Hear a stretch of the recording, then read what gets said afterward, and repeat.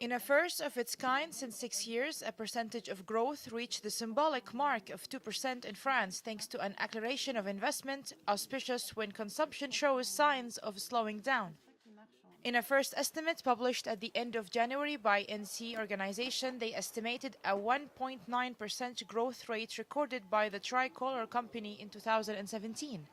But Wednesday, the public body has revised this figure upwards to 2% all around. Dans cette conjoncture favorable, nous estimons qu'il faut accélérer la transformation économique de la France. Et ne surtout pas reproduire les erreurs qui ont pu être faites dans le passé, où à chaque fois qu'il y avait une éclaircie, on reportait les décisions nécessaires pour transformer économiquement notre pays. La réforme du travail, le budget que nous vous présentons, la réforme de la formation professionnelle, puis demain de l'assurance chômage, marquent cette volonté et cette détermination totale du président de la République et de tout le gouvernement à accélérer la transformation économique du pays en profitant de cette conjoncture plus favorable. France is surprised with a stronger first quarter than expected, with 0.7 growth instead of the previously announced 0.6 GDP growth. It was in line with the expectations for the rest of 2018 and notably last quarter where it increased a plus 0.6%. Mr. Macron is pro-business, flexibility for working law, so it's good for France.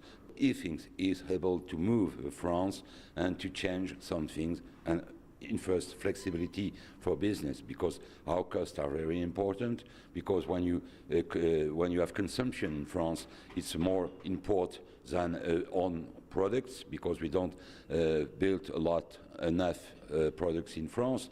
So you must change the rules for business, you know, and Mr. Macron is the first thing of his program. Last year, the French economy had a very positive momentum, said Alexander Melikirotis, Director of Business at Zervi. In terms of the symbol, having crossed the 2% growth mark is important. 1.9% is such low growth that, you know, almost every government can achieve this without having some, you know, a very, very disastrous policy. 1.9% is not that far off from zero, from stagnation. Under zero is, of course, recession. So 1.9% is not something that, when you compare it to countries like China that are doing 7-8%, and other countries where the government does more central planning of the economy, even despite the downturn in the Eurozone, they're able to do much, much better than 2%. And let's remember that even in the Eurozone, overall growth was 2.5% for last year. So France, the second largest economy in the Eurozone, is pulling down everybody with them because of these austerity policies that they have followed for 7 years.